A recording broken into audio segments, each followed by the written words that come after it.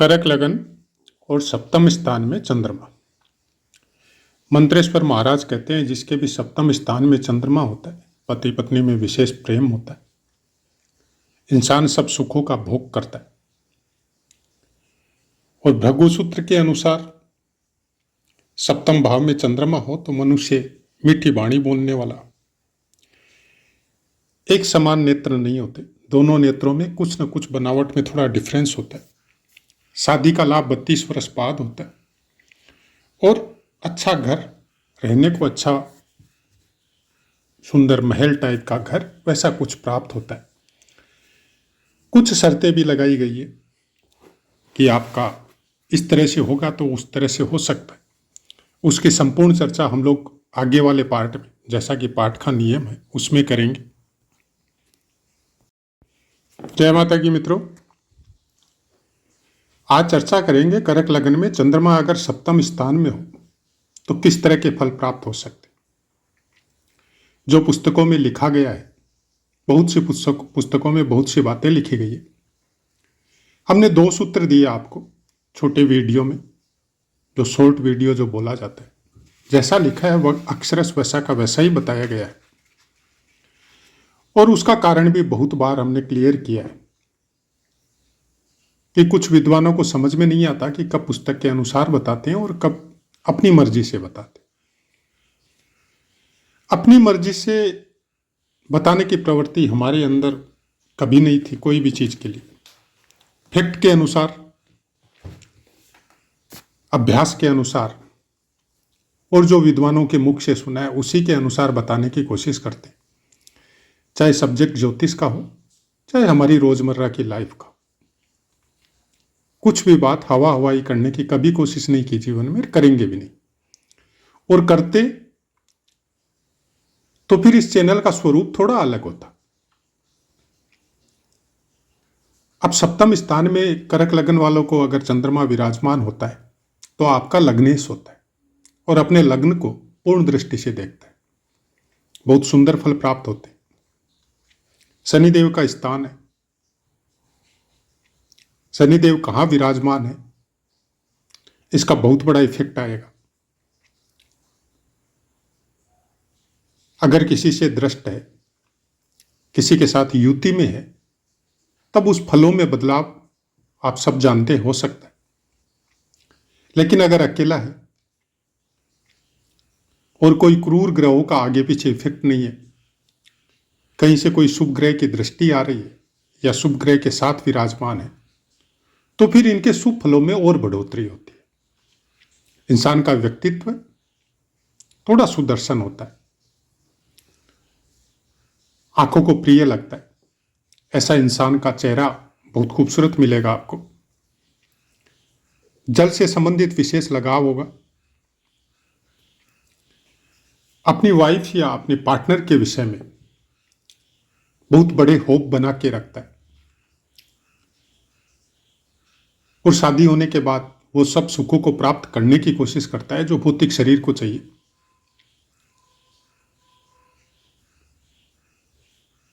मकर लगन में कोई भी ग्रह जब विराजमान होता है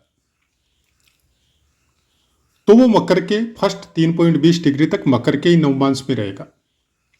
उसके बाद में वो 3.20 आप ऐड करते जाइए, मकर, कुंभ, मीन, मेष, कन्या तक चलेगा। नवमांश का बहुत बड़ा इफेक्ट होता है। और किसी भी ग्रह की जब आप कुंडली का अध्ययन करें तब आपको नवमांश कुंडली जरूर देखनी चाहिए। क्योंकि नॉर्मली क्या होता है, लग्न कुंडली और नवमांश कुंडली,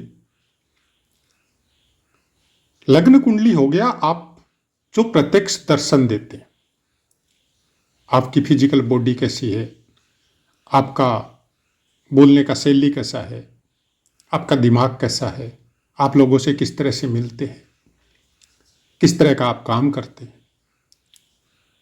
ये सब चीजें हम लोग लग्न कुंडली से जानते हैं। लेकिन इंटरनली आप है क्या आप सत्य के नजदीक है? क्या ईमानदारी से अपने कर्तव्यों का निर्वाह करते हैं? क्या आप ईमानदार हैं, सत्य का पक्ष लेते हैं? वो बातें आपको नवमांश कुंडली बताएगी। और जीवन किस तरह से चलेगा, कब आपके जीवन में सुख दुखों का एंट्री होगा, कब आप बहुत ज़्यादा प्रताड़ित होंगे, कब आप बहुत ज़्यादा सुखी होंगे, कब आपका भाग्य उदय होगा, यह सब चीजें आपको बताएगी चंद्र कुंडली। अब बाकी चैनलों में बहुत कुछ और भी बताया जा सकता है, हमको पता नहीं ये सब बातों का, लेकिन एक्सपीरियंस और पुस्तकें यही बताती है कि चंद्र कुंडली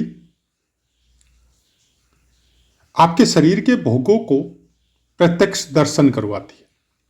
लग्न कुंडली आप कौन से प्रारब्ध लेके आए हैं संसार में, उसके दर्शन करवाती है। कब मिलेंगे वो डिसाइड करती है चंद्र कुंडली की और नवमांश कुंडली, और उसके बाद में दशा महादशा। मकर राशि में 3 नक्षत्र, हर राशि में 3 नक्षत्र रहते हैं, 9 चरण रहते हैं। पहला उत्तराषाढ़ा का, दूसरा, तीसरा और चतुर्थ चरण रहेगा, जिसका स्वामित्व सूर्य देव के पास है। उसके बाद में श्रवण नक्षत्र के 4 चरण रहेंगे, जिसका स्वामित्व चंद्रदेव के पास है। धनिष्ठा नक्षत्र का पहला और दूसरा चरण रहेगा, जिसका स्वामित्व मंगलदेव के पास है। अब आप ये मान के चलिए कि यहां पे अगर श्रवण नक्षत्र में ही आपका चंद्रमा बैठा है, तो फिर यहां पे चंद्रमा बहुत बलवान होगा और सप्तम स्थान से कनेक्टेड भोग जो शरीर को चाहिए, हर तरह की यश, हर तरह के सुख, क्योंकि चंद्रमा सुख का कारक है, इसीलिए चतुर्थ स्थान का कारक चंद्रमा को कहा गया है। यह सब प्राप्त करने में अपना पूरा जीवन नष्ट करेगा या अपने जीवन को बिताएगा, दोनों बातें। और हमेशा कुछ न कुछ और बड़ा करने में रहेगा। इच्छाएं अनंत है और इच्छाओं को पूरा करते करते कब उम्र बीत जाती है इंसान को खुद को भी पता नहीं रहता। यह काम त्रिकोण है, तीसरा, सप्तम, तृतीय स्थान, सप्तम स्थान और एकादश स्थान। इन स्थानों में जब भी कोई ग्रह बैठते हैं, वो आपकी इच्छाओं की पूर्ति करने में आपके जीवन को व्यतीत करवाते हैं। और इच्छाएं भी साक्षात भौतिक होती है, आध्यात्मिक नहीं होती। यहां पे जितने ज्यादा ग्रह रहेंगे और खासकर मनुष्य नर नवमांश में रहेंगे, तो इंसान पूरी जिंदगी अपने नाम के लिए, अपने सुख के लिए, अपने भोगों के लिए उसी के अगल बगल उसकी जिंदगी घूमते रहेगी। लेकिन किसी भी कुंडली में ऐसा तो नहीं होता। सब त्रिकोणों में प्रायकर बैठे हुए मिलते हैं ग्रह। किसी के धर्म त्रिकोण में ज्यादा मिलेंगे, किसी के अर्थ त्रिकोण में ज्यादा मिलेंगे, किसी के काम और किसी के मोक्ष त्रिकोण में ज्यादा मिलेंगे। लेकिन ये बहुत कम देखने को मिलता है कि फिक्स एक ही त्रिकोण में आपको सब ग्रह बैठे हुए मिल जाए। ये प्रायकर बहुत रेयर कंडीशन में होता है। और उसका मतलब यही है कि मनुष्य शरीर बहुत कुछ प्रारब्ध लेके आता है। कौन सा त्रिकोण कब एक्टिव होता है, उसके अनुसार हम लोगों के सनातन धर्म में वैसे कोई समय में आश्रम भी बनाए हुए थे, जिसमें वानप्रस्थ और संन्यास आश्रम मेन था कि बाप की भौतिक जो इच्छाएं थी, वंश बढ़ाना, काम सुखों को भोगना, और परिपूर्ण हो चुकी है, आपके कर्तव्य कंप्लीट हो चुके हैं, तो आप वानप्रस्थ आश्रम में आ जाइए। मतलब सब भौतिक इच्छाओं को त्याग कर प्रभु की शरण में आ जाइए। और जब वानप्रस्थ आश्रम पुष्ट होता है, तो फिर संसार में रहते हुए इंसान संन्यास ग्रहण कर लेता है। रहता संसार में ही, गृहस्थ में ही है, लेकिन वो गृहस्थ में सन्यासी हो जाता है। उसको किसी से कोई मतलब नहीं है, अपने अध्यात्म में उसका टाइम शुरू हो जाता है। त्रिकोण यही बताते। काम त्रिकोण के सबसे बड़े कारक जो है वो चंद्रमा है, शुक्र है, बुध है, मंगल है। ये चारों ग्रह काम त्रिकोण को बहुत ज्यादा मात्रा में बली बनाते हैं।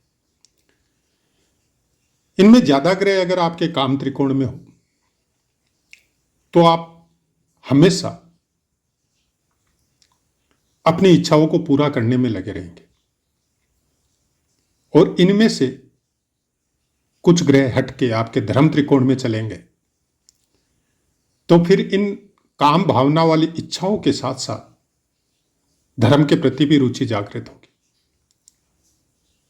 आप ईश्वर की आराधना भी करेंगे, भक्ति भावना भी रहेगी, मठ मंदिरों में भी भ्रमण करेंगे, कुछ धार्मिक यात्राएं भी करेंगे, समाज के धार्मिक उत्सवों में भी सम्मिलित होंगे। ये सब चीजें इस पाठ में जो फलित पाठ बताए जा रहे हैं कुछ जरूरी नहीं है बताना, लेकिन चूंकि हमारा ये ध्येय या मकसद नहीं है कि सब छोटी छोटी बातों के लिए अलग अलग पाठ में आपको समझाया जाए। कोशिश ये रहती है कि एक ही पाठ में आपको इतनी बातें बताई जाए जिसको आप नोट भी कर सको, पुस्तकों के अनुसार भी मिला सको, और कुछ आपके दिमाग में सेट भी हो जाए कि दूसरी चीजों के लिए फिर स्थान ही नहीं मिले। आपके सामने अपनी कुंडली आई और आप बहुत सोच समझ के उसका निरीक्षण कर सके। हमने बहुत से पाठों में यह क्लियर किया है कि काम त्रिकोण में सबसे ज्यादा बली होता है चंद्रमा, चाहे वो आपके तीसरे स्थान में बैठे, चाहे वो सप्तम में बैठे, चाहे वो एकादश में बैठे। अब किसी भी कारणवश चंद्रमा के ऊपर कोई ऐसे ग्रह की दृष्टि आ रही है जिसको वो पसंद नहीं करता, क्रूर ग्रहों की, पापी ग्रहों की या नीच ग्रहों की, तो फिर उन इच्छाओं को प्राप्त करने में उसको कठिनाई जरूर आती है, लेकिन इच्छाएं खत्म नहीं होती, उसके रास्ते चेंज नहीं होते। और कोई भी क्रूर या पापी ग्रह की दृष्टि आने का मतलब केवल इतना होता है कि आप भौतिक इच्छाओं से थोड़ी दूरी बना के थोड़ा अध्यात्म में आइए, थोड़ा भक्ति भावना में आइए, क्योंकि जीवन का मकसद केवल इतना ही नहीं है। यह चंद्रमा आपको बताता है। सप्तम स्थान में चंद्रमा होने से प्राय कर यह देखा गया है कि जब इंसान की शादी होती है तो उसके बाद में बहुत प्रोग्रेस करता है। प्राय कर ऐसे जातकों का पारिवारिक जीवन या पति पत्नी का जीवन बहुत सुंदर होता है, बशर्ते किसी पापी या क्रूर ग्रहों की दृष्टि या युति नहीं हो तो। और पत्नी बहुत अच्छी प्राप्त होती है, धर्म कर्म को मानने वाली, अपने परिवार और पति का सम्मान करने वाली। लेकिन शर्त केवल इतनी है कि कोई भी क्रूर और पापी ग्रहों की दृष्टि नहीं होनी चाहिए। यह सबसे बड़ी दिक्कत है चंद्रमा और बुध के साथ।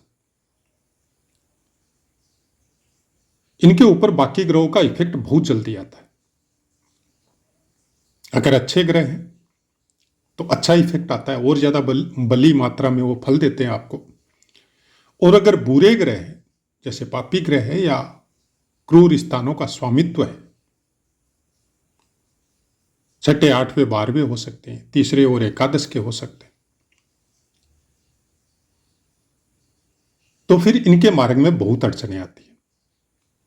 लेकिन भौतिक इच्छाएं मन से खत्म नहीं होती।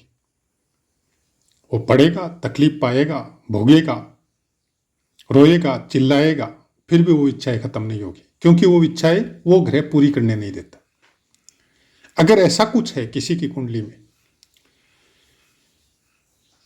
तो कई पाठों में जब भी चंद्रमा के पाठ दिए प्रायकर हम बोलते रहते हैं, प्राणायाम कीजिए, ध्यान कीजिए, कुछ समय एकांत में निकालिए,